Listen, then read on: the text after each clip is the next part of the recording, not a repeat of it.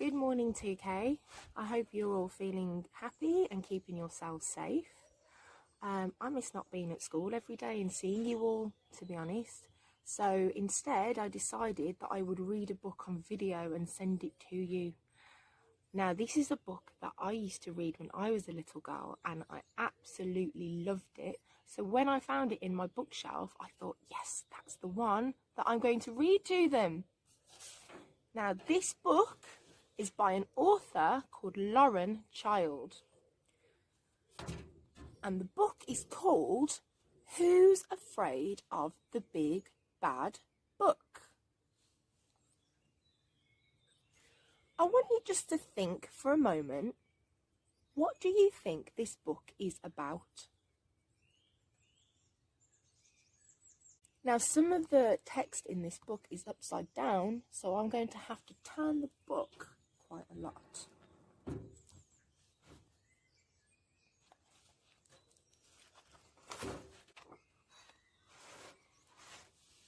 Herb loved storybooks. Although he wasn't a very good reader, it didn't matter because he could tell a lot from the pictures. Herb liked the scary ones best, with pictures of dinosaurs gobbling up other dinosaurs or swooping vampires chasing people who had foolishly decided to go for a midnight stroll without their garlic. Herb read his books everywhere. This was why many of the pages were stickily stuck together, soggy around the edges, and usually had bits of banana, biscuit and the odd pea squashed between the pages.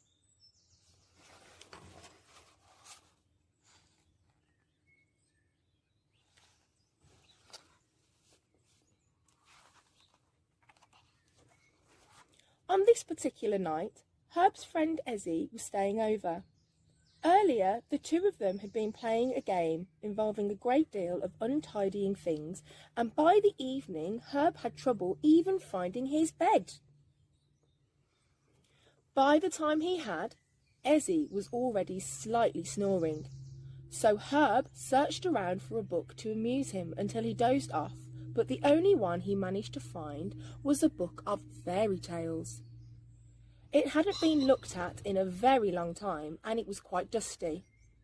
It was actually quite exciting, but even so, Herb's eyes soon became heavy, and before he could close the book, he fell asleep with his head on the page.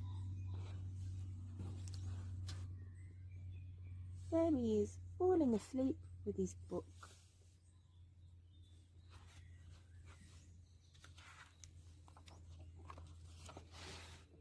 Herb woke with a start to hear a strange, high-pitched squeaking noise. He looked over to see if Ezzy was awake, but there was no sign of him at all. Furthermore, his bed had become sort of flumpy and huge, which was funny because Herb had always found his bed to be just right. "What are you doing in here? How dare you be on this page? I am the star, and I say you are not allowed in this story," shrieked the shrieking thing. "Where am I?"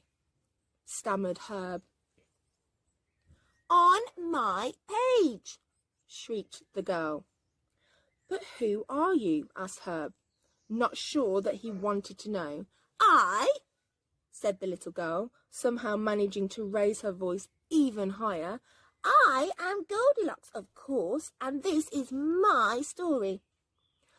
And that's when it dawned on Herb that he had fallen into the book.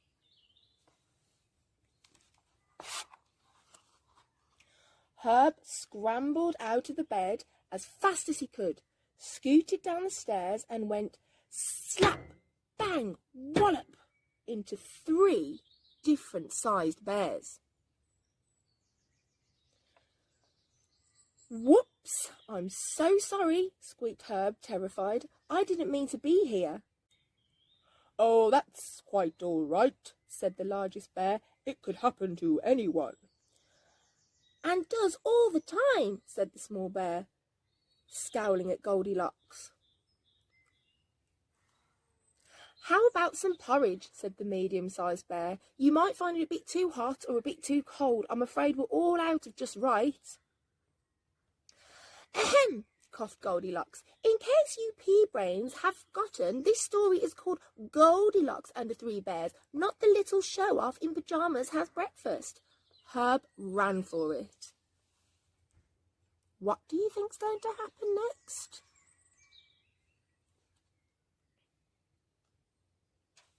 Shall we find out?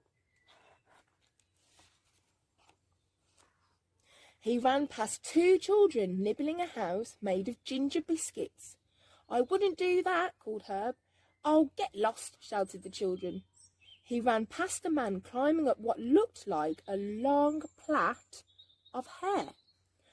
Ouch, cried the voice belonging to the hare. And when he saw a cat wearing a feathered hat and high-heeled boots, Herb ran a bit faster. Herb ran all the way through the forest. I wonder what books these characters are from.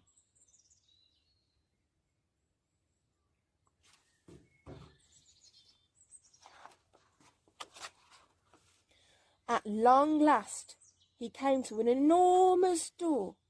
It was difficult to open because the illustrator had drawn the handle much too high up.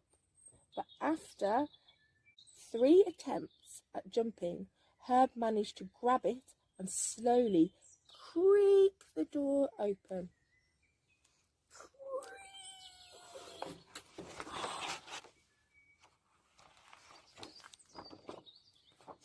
There seemed to be a party going on. Everyone was dressed up to the nines and dancing in wigs. One by one, the dancers noticed Herb and the music ground slowly to a halt. It was so quiet you could hear a pea drop. Or was it a pin? Well, you could have heard something drop, if it had not been for the couple in crowns having a furious discussion in loud voices. Where the dickens is that Prince Charming? Never mind him. Where the devil is my throne? Herb couldn't help noticing that the Queen had a moustache drawn on in biro. Have a look at her moustache. There they all are dancing.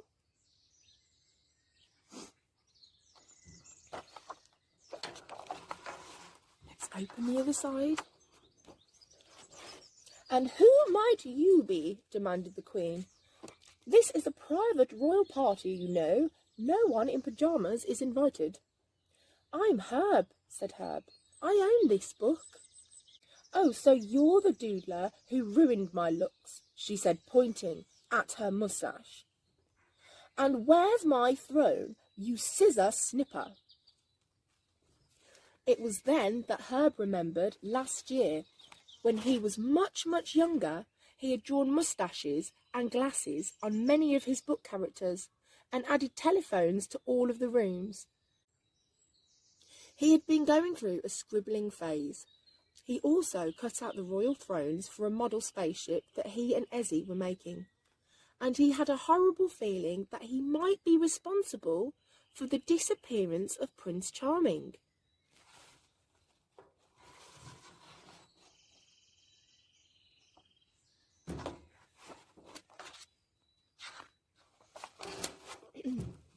As Herb wondered desperately what to do next, he noticed his pencil case lying on the floor.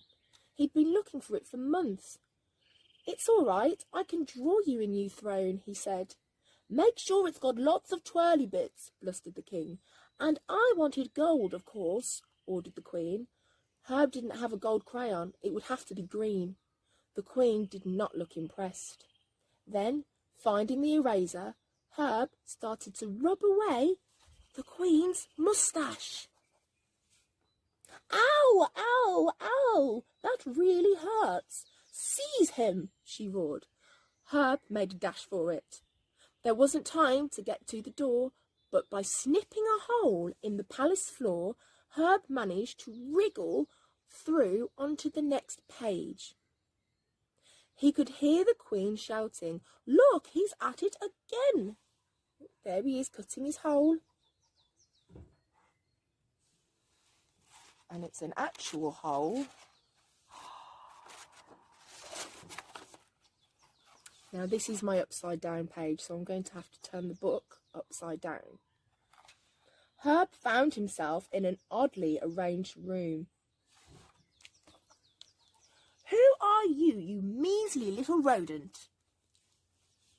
Looking up, Herb saw Cinderella's wickedly mean stepmother and her ugly daughters. "I'm Herb," called Herb. "What are you doing up there?"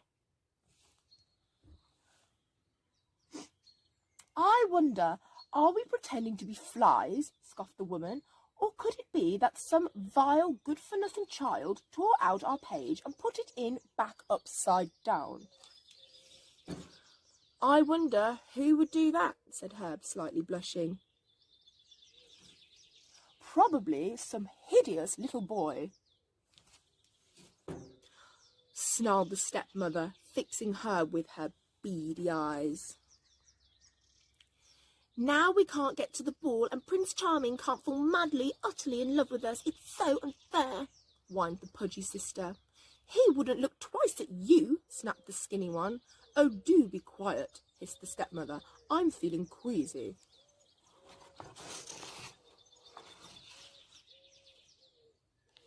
And that's the hole Herb came through.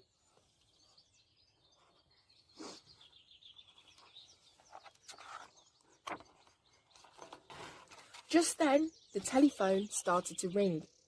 Sticking telephones in fairy tales had seemed funny at the time, but Herb could see that they could turn out to be quite a nuisance.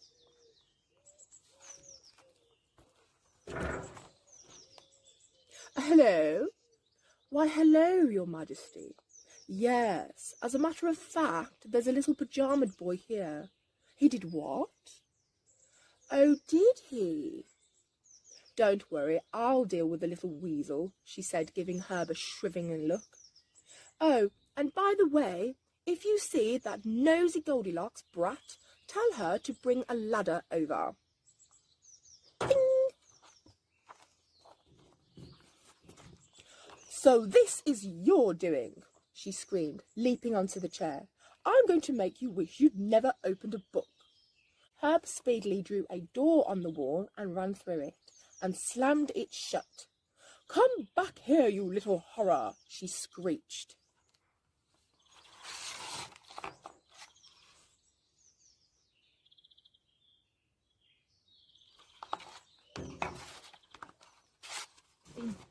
Herb was in a very dusty kitchen. His feet were sticking to the floor, and there was what looked like giant biscuit crumbs stuck all over the place. "Sorry about the dirt," said a bedraggled yet pretty girl. "Aren't you meant to be at the royal ball?" asked Herb. "Yes, but I had to come home because the prince achoo! Was late and my party dress dissolved into rags, and I really looked achoo! A mess, and then my carriage turned back into a pumpkin, which was sort of embarrassing. Would you like a cup of achoo! Tea?" She really was very nice, and Herb was beginning to feel extremely guilty, because he had just remembered where Prince Charming was. Herb had cut him out to make a birthday card for his mother. "If only I could get out of this book, I could find the prince for you," he said. "Oh, I know who can help with that," said Cinderella, picking up her phone.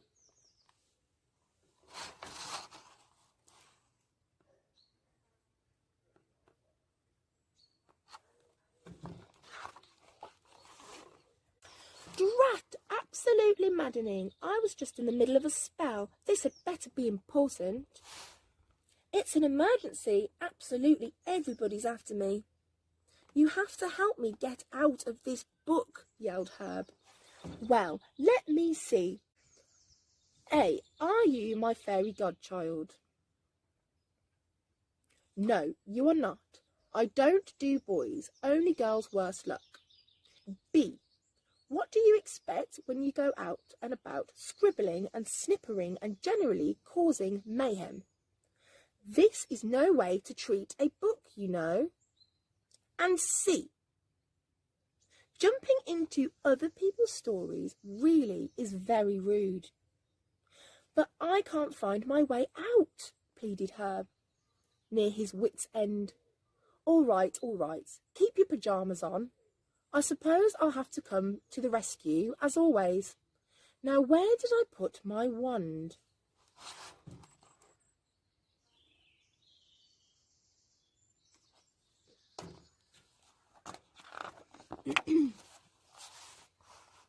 At that moment, the door flew open. Here's in your kitchen looking for more food. It was the unmistakably ear-piercing voice of Goldilocks. Right behind her was the wicked stepmother, and she was not in a pretty mood, having snagged her stockings climbing a ladder out of the upside-down room. What shall I do? Flustered Herb. Quick, climb up the text, says the fairy godmother. Herb grabbed hold of the letters and scrambled up the sentences. Some of the words were a bit weak, and the whole lot started to wobble. He's climbing up the words.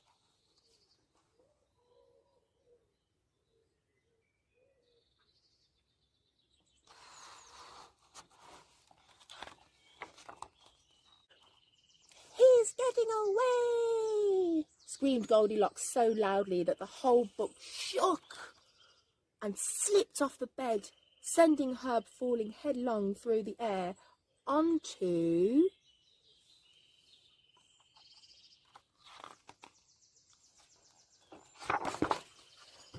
his own bedroom floor. What's happening?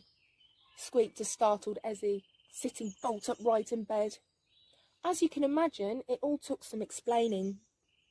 Ezzy and Herb spent the rest of the night putting the storybook back to rights, rubbing out moustaches, cleaning out crumbs, and blowing away dust.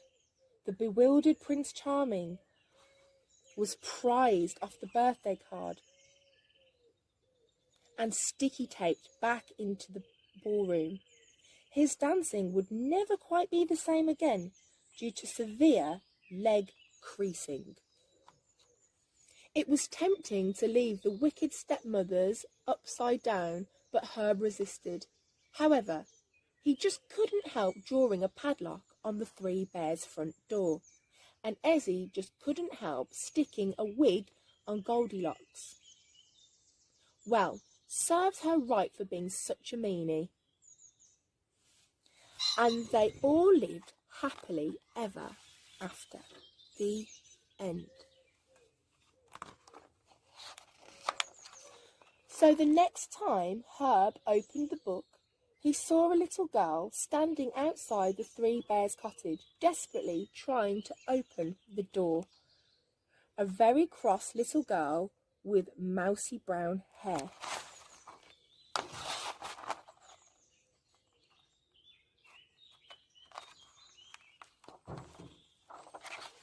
And that is the end of Who's Afraid of the Big Bad Book by Lauren Child.